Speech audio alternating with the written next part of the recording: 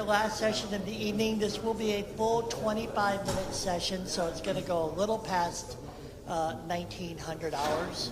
I'm pleased to introduce Roger Paul from Citrix, who will be talking about things in the Xen project. Roger? Hi, my name is Roger. I work for Citrix on the open source Xen project mostly. I'm also a FreeBSD developer, and I also do a little bit of Linux and QEMU work when needed.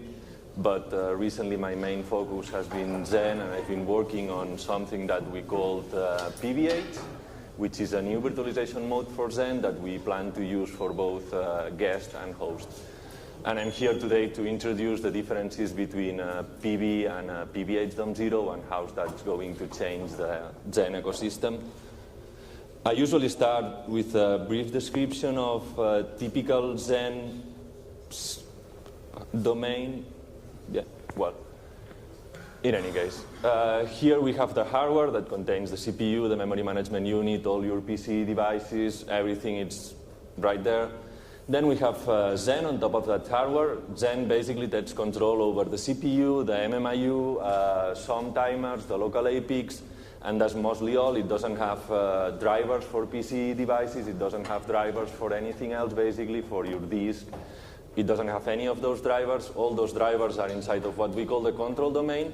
That's the first guest that's launched by Xen, and it can either be Linux, FreeBSD, or NetBSD, basically.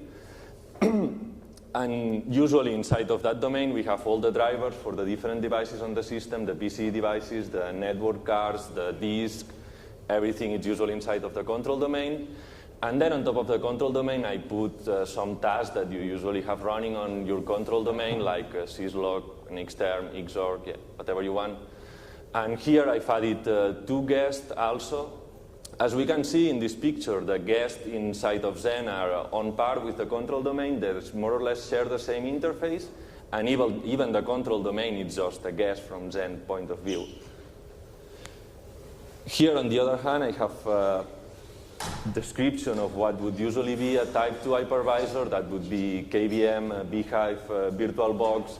All those Type 2 hypervisors share more or less the same design, which means that you have the hardware, and then on top of the hardware, you have your operating system, either Linux or Windows or Mac OS or whatever, and then there's a small module inside of your operating system. That's the hypervisor that takes care of controlling the hypervisor functions on the CPU. And here, for example, we can see that we have some task on what would be your host, your operating system. We have, well, I placed the same task basically, and we also have some guests. And I would like to notice the difference from the picture before, because here we can see that the guests share the same scheduler, for example, with the applications that are running on the host OS. That's not something that happens with Type 1 hypervisors, because it's completely isolated, and the scheduler is only designed to run VMs, not to run tasks. And here we can see that the guests actually compete for resources with the tasks that you have running on your host. So yeah, now I would like to speak a little bit about the current Dom0 interface and the limitations that we have with that interface. This interface was designed a very long time ago, in the 90s.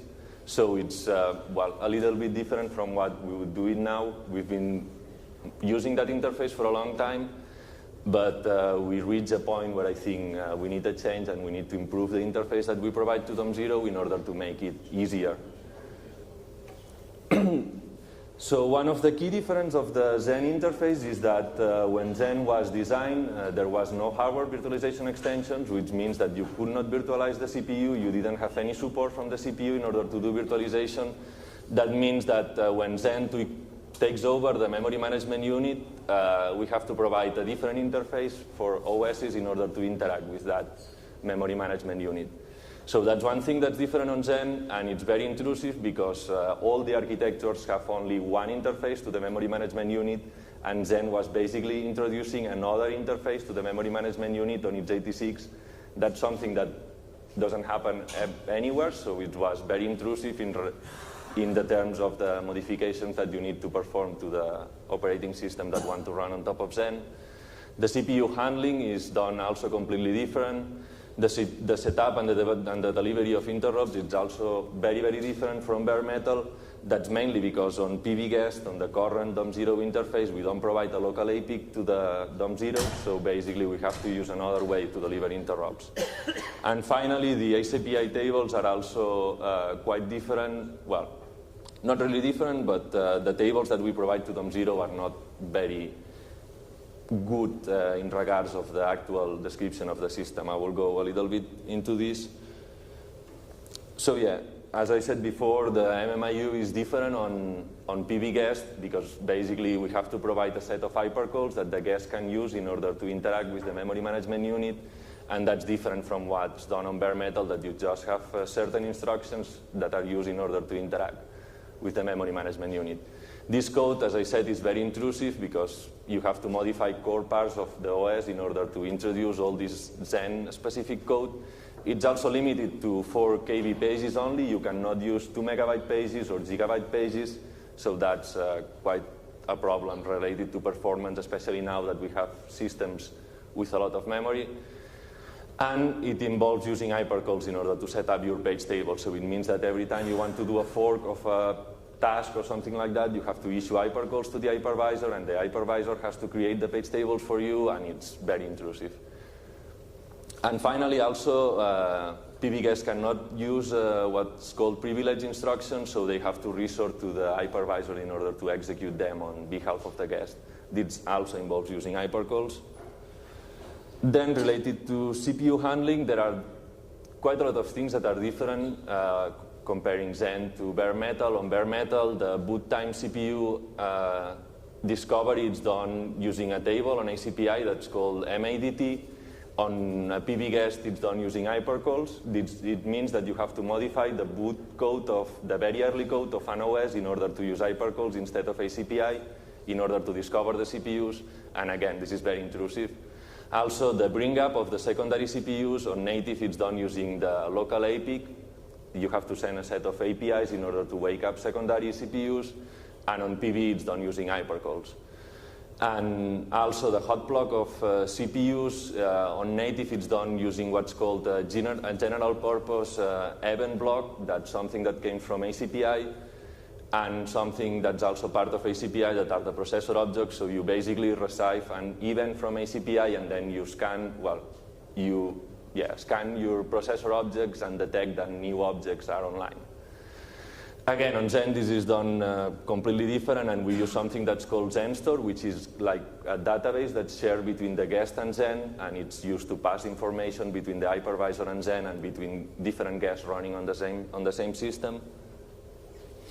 The setup and delivery of interrupts is also quite different on native.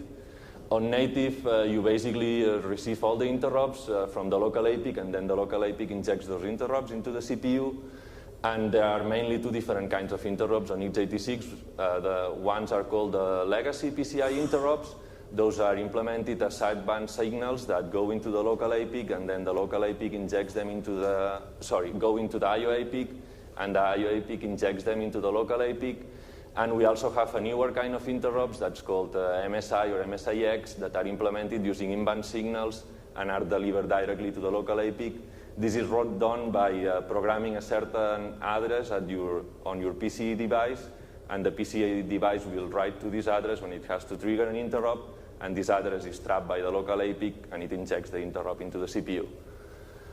The configuration of interrupts on PCE systems is also done from the PCE configuration space, which is a set of IO ports that you use in order to interact with your devices, or a memory area that you also use in order to interact with those devices. And yeah, on PV, this is quite different because, as I said before, PV don't have any kind of APIC, so basically we cannot inject interrupts using an APIC at all. And we have to inject interrupts into the guest using another mechanism that's called event channels. The event channels are something specific to Xen, are called a para-virtualized interface that's used by Xen in order to inject events into the guest. This again implies modifying quite a lot of the code in guest OSs in order to be able to implement this new interrupt interface that's only used by Xen. And this also has the problem that it creates a lot of maintainership burden inside of OSs, because you have to introduce a lot of code and you also have to maintain this code. And to be honest, this code is quite critical. I mean, the interrupt paths are not something that you really want to be modifying in any OS. And finally, as we don't have any emulated PC configuration space on PBGuess, we also have to set up interrupts using hypercalls, which means that, well, this whole interface is very different from native, and it's not a trivial amount of code. So here I have the picture of what would be an interrupt injection to a PBGuess. You have your physical device. This injects an interrupt into the APIC. That's the physical APIC, and that's controlled by Xen. Xen receives this interrupt and injects the interrupt into the guess using the event channels, and the guess finally receives the interrupt. And finally, one of the things that is also different on a Dom0 compared to bare metal is the ACPI tables. I would like to speak a little bit before about the ACPI tables. There are mainly two different kinds of ACPI tables. One of them are called the static tables that are used on boot and are very simple tables in memory that can be mapped to a C structure. So they don't contain anything very complicated. It's just a static information that you can use during boot. They are very easy to parse, they are very easy to modify, they don't contain anything weird in general, but these tables are only meant to be used for very early boot information, and most of the real information on an ACPI system is provided using what's called dynamic tables. These tables are written in a language that's called ACPI matching language. This language requires you to have a parser inside of the kernel in order to be able to discover these tables, and on these tables you actually find also static information about devices, but they also contain methods that you can actually execute. So they are a little bit more complex, and this is where, for example, on these dynamic tables is where you find the information about all your PC devices, so most of the information on the system actually came from these tables. And one of the problems is that on a traditional Dom0, all these tables are passed as is to the guess, which means that the information received by Dom0 is not the information that it should have received. For example, you can limit Dom0 to 2 CPUs, but if it looks at the ACPI tables and the hardware system has 16 CPUs, it will think that it has 16 CPUs, because we simply don't fix that at all, and we pass the tables as is to Dom0. Another of the problems with the ACPI tables is that Xen can only parse information from the static ACPI tables, because Xen doesn't have an AML parser. AML parsers are big, require quite a lot of code in general in order to implement, so Xen never had, and well, I don't know, maybe that's going to change, but at the moment it doesn't have an AML parser, so it can only fetch the information from the static tables. But there's some information that required by Xen in order to run that's inside of the dynamic table. So the hot block of physical CPUs, the CPU states, and the sleep states are inside of the dynamic tables, and Xen needs that in order to work properly. So there's an interface from Dom0 in order to pass that information into Xen. So basically Dom0 has to parse the dynamic tables, extract that information, and tell that information to Xen. This is also quite costly, because it involves modifying native drivers in order to pass all this information to Xen. And yeah, as I said, it will be possible for Xen to fetch most of this information, but there's one limitation on ACPI, that only one operating system can execute methods. So if Xen executes any ACPI methods, it has to execute all of them, and we don't really want to do that. So it will be possible for Xen, I think, to fetch most of this information, but it will still probably need some help from Dom0 in order to execute ACPI methods. So yeah, this is more or less all the current limitations of Dom0, or the more important ones, and now I would like to speak a little bit about how we are trying to move away from all this and provide a new interface to Dom0. The main points of this interface is that we want it to be as close as possible to native. That's very important, because it means that it's probably going to be faster, and it's also going to reduce a lot of the code that we need to put inside of OSs in order to run on top of Xen. If we have an interface that's very close to native, it will mean that the code required in order to run on Xen, it's going to be much more less. We only want to use hypercalls when there's no other interface that we can use. I mean, I'm sure that we'll have to use them from time to time. It's not something that we can get rid of, but we'll try to reduce as much as possible the number of hypercalls that we need to use from Dom0. And finally, we will also like to take advantage of all the new hardware virtualization extensions that came up on recent, well, not that much recent Intel and AMD CPUs. Maybe they've been around for almost 8 years now. So yeah, so regarding the IOM-MIU, that's a very easy problem to solve because on newer CPUs you have what's called the hardware virtualization extensions. On Intel that's BTX, and on AMD SVM, I think, or something like that. And these virtualization extensions basically allow you to create what's called a second stage translation, which means that we can present a physical memory map to the guest that contains memory from different physical regions. We can create a page table, and the guest would think that that page table is their memory map, so that makes it very easy for us to provide transfer and integration. Also, using these virtualization extensions, we can also provide the guest with a virtual memory management unit that's emulated by the hardware, so we don't have to do anything there. And this also allows us to use all the page tables that are supported by the hardware, the different sizes, like we can use 1 GB pages with, well, if the guest wants to use 1 GB pages, it can use them. And basically, we don't need to modify the guest in any way. It's just transparent from the guest point of view.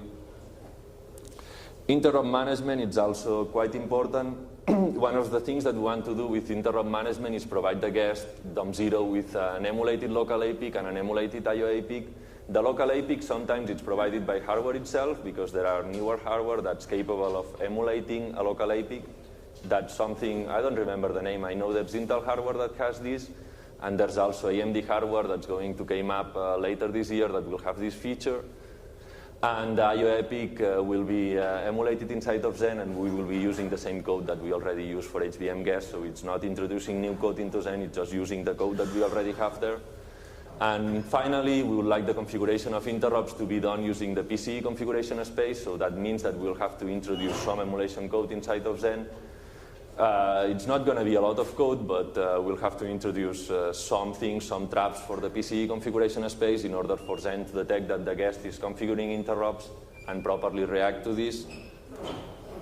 So here we have another picture of what it would look like if we have a local APIC inside of Xen. The interrupts from the physical devices would still usually be received by Xen on the physical APIC, and then Xen will inject them into the emulated local APIC on the guest. Or I've also added straight arrow from the device to the guest, because if the hardware supports something that's called posted interrupts, it's possible for a device to directly inject an interrupt into a VM. That means that the latency would go down quite a lot because we don't have to go through Xen. The interrupt will be injected directly into the VM. And finally, the problem with the ACPI tables, it's well, a little bit more tricky to work around, but I think that we found a way in order to solve this.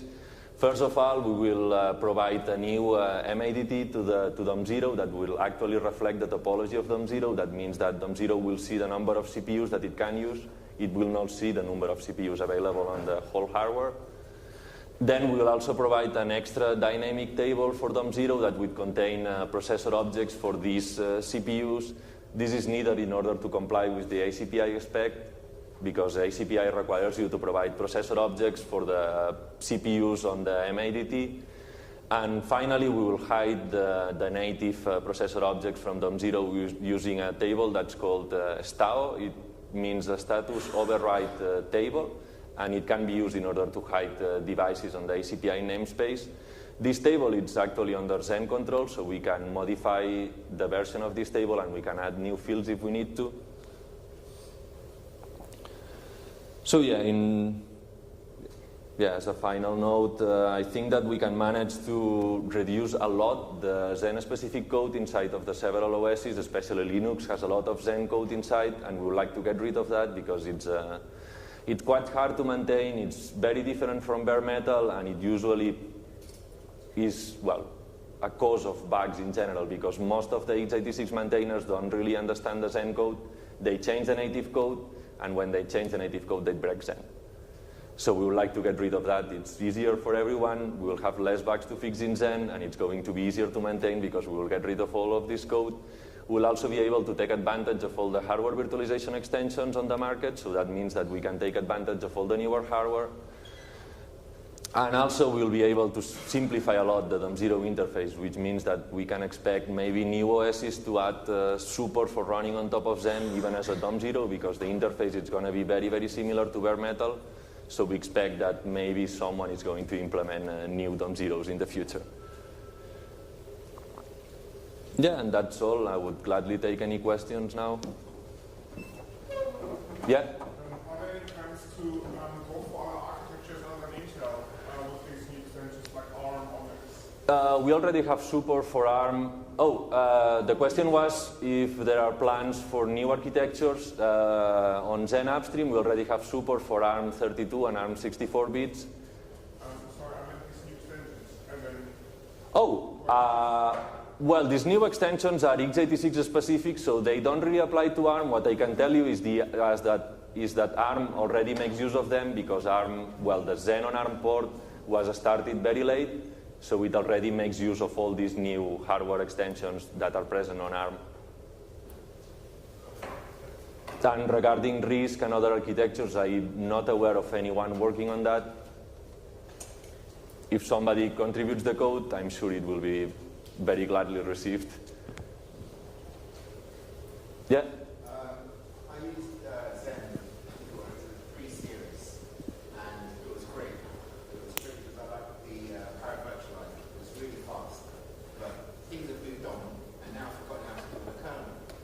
So is that still the same process to get a power virtualized machine and put a kernel for it? The question is if you need a specific kernel for a para-virtualized virtual machine. The response is no. Starting from Linux 3.0, all the Xen code is inside of Linux, so you can just build a normal Linux kernel, and it will have all the Xen support. That was merged, I think, 4 years ago or 5 years ago. So, yeah.